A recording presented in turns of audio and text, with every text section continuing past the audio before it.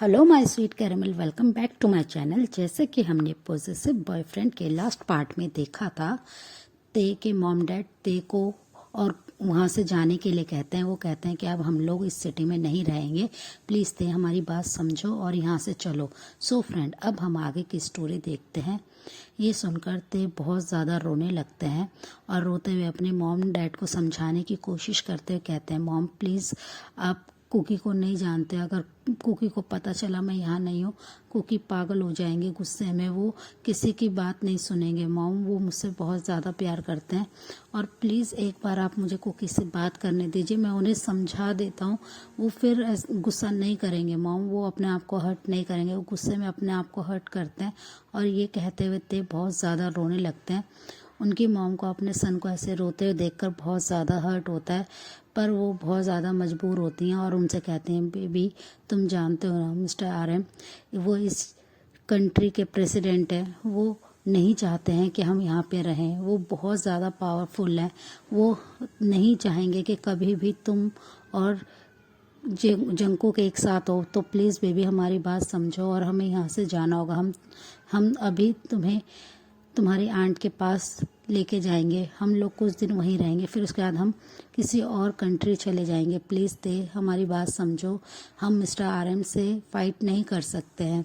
और वो ये कहकर रोने लगते हैं। उनके डैड उनके पास आते हैं, ते के पास, और उन्हें समझाते हुए कहते हैं, बेबी तुम जानते हो ना कि हम तुमसे बहुत प्यार करते हैं, पर मिस्टर RM वो ये चीज़ें कभी नहीं समझ सकते। प्लीज़ हमारे लिए यहाँ से चलो और तुम कुकी को भूल जाओ। और वो ये कहते हुए अपने सारे सामान को पैक करने लगते हैं और ते से भी लगेज पैक करने के लिए कहते हैं। वहाँ पे थोड़ी देर बाद जिमिन और शुगा भी आ जाते हैं और वो भी ते को समझाने लगते हैं और ते के लगेज पैक करने में हेल्प करने लगते हैं। ते बस बार बार रो रहे होते हैं और बार बार रिक्वेस्ट करते हैं वो उन सब से कि एक बार वो उन्हें जंकुक से बात करने दे, एक बार उन्हें बताने दे कि वो यहाँ से जा रहे हैं। अगर वो यहाँ नहीं देखेंगे, जंकुक बिल्कुल क्रेजी हो जाएंगे और वो उनका गुस्सा बहुत ज़्यादा ख़राब है। वो बस बार बार जिमिन से भी रिक्वेस्ट करते हैं, तो जिमिन उन्हें समझाते हुए कहते हैं, प्लीज़ ते तुम जिद करना बंद करो। और हम लोग सब जानते हैं मिस्टर RM की पावर को। हम लोगों ने कई बार तुम्हें मना करा था कि तुम उनसे नहीं बात करो, तुम जंकुक से दूर हो जाओ, पर तुमने हमारी बात नहीं मानी। अब देखा ना मिस्टर RM, अब वो यहाँ पे हमारा रहना भी मुश्किल कर देंगे। अंकल आंटी के साथ वो बहुत ज़्यादा गलत कर देंगे। और ये कहते हुए जिमिन उन्हें समझाते हुए उनके सामान को पैक करने में उनकी हेल्प करने लगते हैं। ते बस रोते रहते हैं और बार बार मन में प्रे कर रहे होते हैं कि जंकुक ठीक हो, जंकुक अपने गुस्से पे कंट्रोल कर पाए। और दूसरी तरफ जंकुक ने पूरा अपना रूम को बिल्कुल डिस्ट्रॉय कर दिया होता है। वो बस बार बार ते के बारे में सोच रहे होते हैं कि उनका बेबी उनके सामने इतनी बुरी तरह से रो रहा था, जिससे उनके सामने वो जैसे ही अपनी आइज़ क्लोज करते हैं, वो ते के उस सैड फेस को, उस रोते फेस को याद करके वो और भी ज़्यादा गुस्से में क्रेजी हो जाते हैं और वहाँ पे से सारे अपने रूम की सारी चीज़ों को डिस्ट्रॉय कर देते हैं।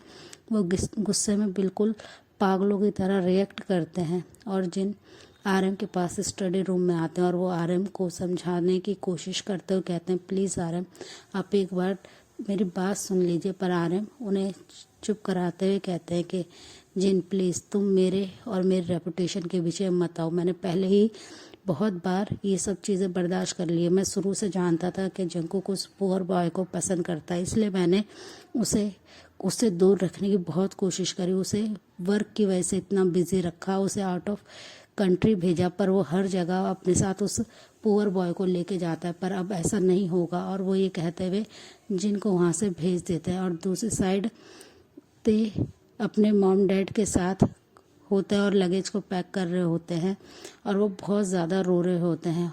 और जंकुक थोड़ी देर बाद उन्हें पता नहीं क्या होता है, वो बहुत ज़्यादा गुस्से में अपने हॉल रूम में आते हैं और अपनी बाइक की को लेते हुए अपने मेंशन से बाहर चल जाते हैं। जिन ये देखकर बहुत ज़्यादा डर जाता है और वो RM के पास आते कहते हैं कि RM जंकुक मेंशन से बाहर जा रहे हैं और बाहर बहुत ज़्यादा बारिश हो रही है, मेरे बेबी को कुछ हो जाएगा। RM प्लीज़ आप उससे बात कीजिए, एक बार आप तेज़ और उसके लिए प्लीज़ बात करने की कोशिश कीजिए। पर जंकुक के बारे में सुनते ही RM को और भी ज़्यादा गुस्सा आता और कहते हैं कि उसे जाने दो, वो कभी भी उस लड़के तक नहीं पहुंच पाएगा। अगर उसने कोशिश करी तो मैं उसे लड़के को और उसकी फैमिली को यहाँ से हमेशा के लिए इतनी दूर भेज दूंगा कि जंकुक कभी भी उन्हें ढूंढ नहीं पाएगा। और ये कहते हुए आरम गुस्से में अपने स्टडी रूम चले जाता है और जंकुक अपनी बाइक को बारिश में बहुत ही तेज राइड कर रहे होते हैं। ते बस रो रहे होते हैं और वो अपने सारे सामान को कार में लाके रखने लगते हैं। ते पूरी तरह से भीग जाते हैं, उनके मॉम डैडी पूरी तरह से भीग जाते हैं और वो सारे सामान को गाड़ी में रखने के बाद ते बस अपने हाउस को देखते हैं और बहुत ज़्यादा रोने लगते हैं। उनकी माँ उनके हैंड को पकड़ते हुए कार के अंदर बैठा देती है।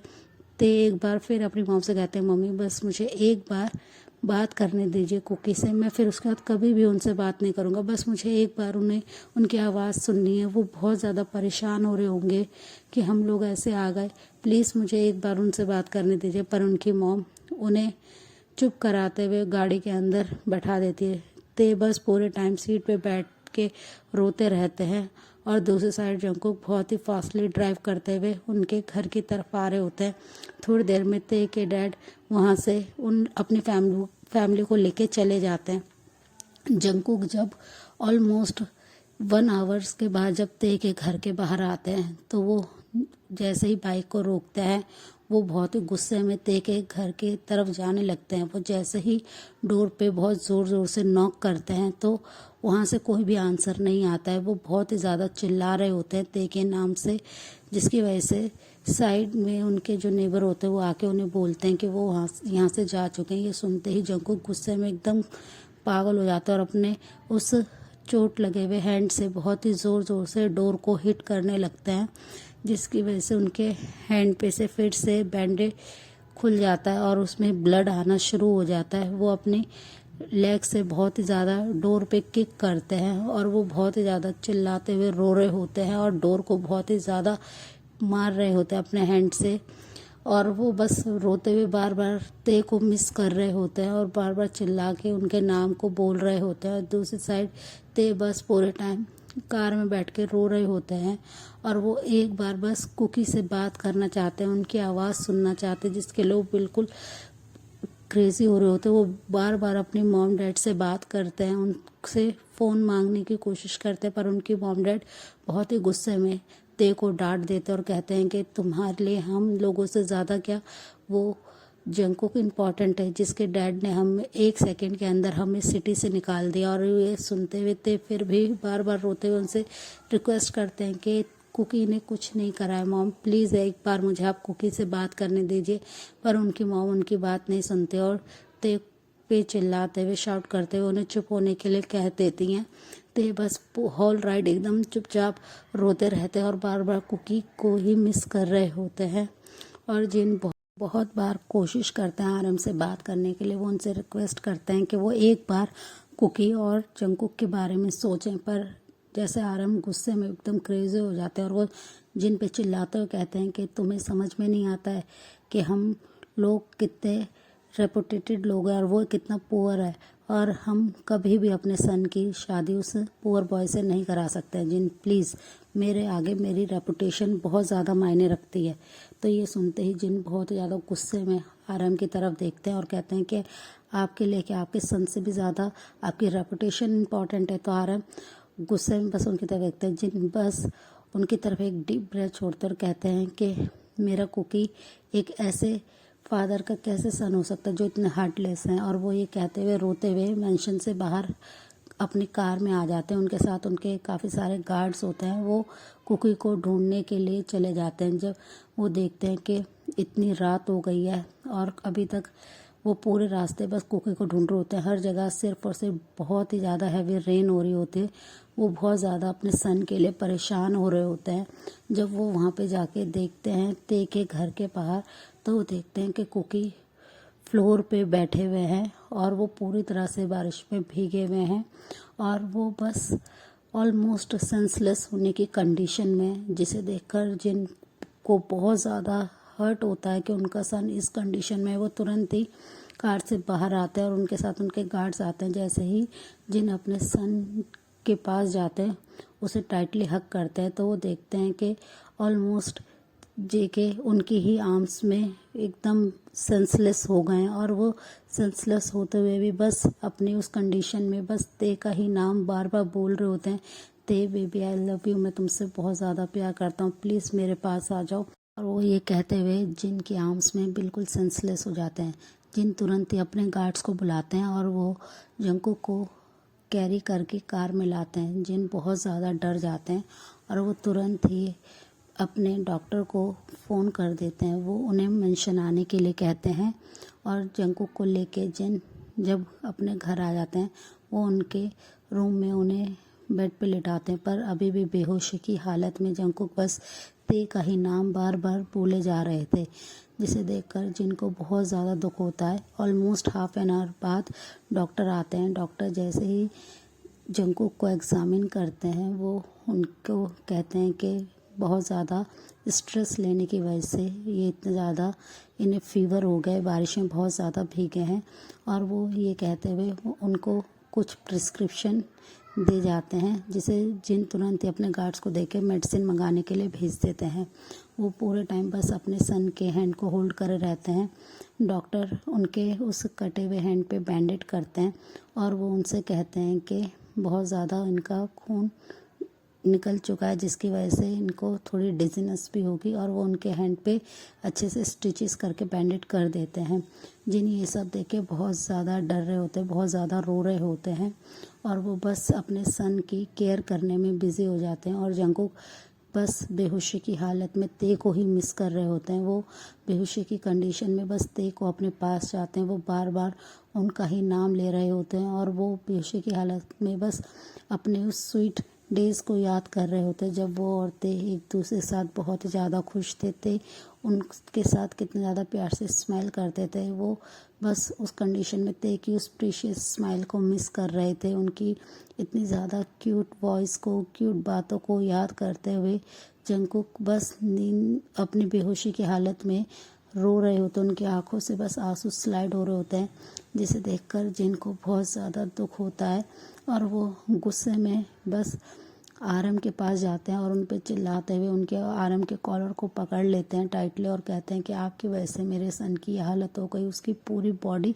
बंद कर रही है आरम, और वो इस कंडीशन में भी सिर्फ अपने लव को, अपने ते को अपने पास चाहता है। वो उस कंडीशन में भी उसके नाम को बोल रहा है। आप कैसे इतने हार्टलेस हो सकते हैं? मेरे सन को अगर कुछ हो गया आरम, मैं आपसे कभी बात नहीं करूँगा, मैं हमेशा के लिए आपसे दूर हो जाऊँगा। और वो ये कहते हैं गुस्से में आरम के कॉलर को छोड़ देते हैं और वो अपने सन के रूम में आ जाते हैं और उसके हैंड को अपने हैंड में लेते हुए उससे बहुत ही प्यार से किस करते हैं और काफ़ी ज़्यादा रोने लगते हैं अपने सन के। वो बार बार फीवर को चेक करते हैं, जो कि बिल्कुल भी कम नहीं हुआ होता है मेडिसिन के बाद भी। वो काफ़ी देर तक अपने सन की ऐसे ही केयर करते हैं।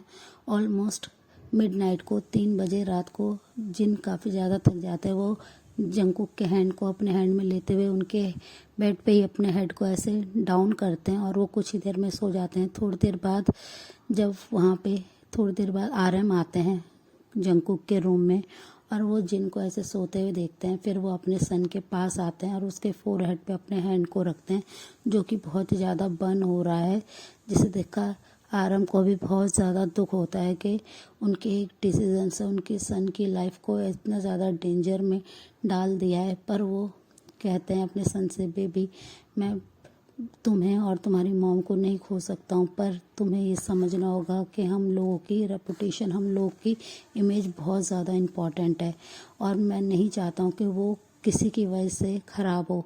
अगर उस लड़के ने तुम्हारी लाइफ में आने की कोशिश नहीं की होती तो आज तुम बिल्कुल ठीक होते, मैं उसे नहीं छोड़ूंगा। और ये कहते हैं आरम बहुत ज़्यादा गुस्से में होते हैं और वो बस अपने सन के फोरहेड पे एक वेट टॉवल को रखते हैं, कोल्ड टॉवल को, और वो अपने सन की तरफ देखते हैं जो कि अभी भी नींद में बस ते का नाम ले रहा होता है और बार बार आई लव यू ते कह रहे होते हैं। सो फ्रेंड, इस पार्ट को हम यही एंड करते हैं, मिलते हैं नेक्स्ट पार्ट में।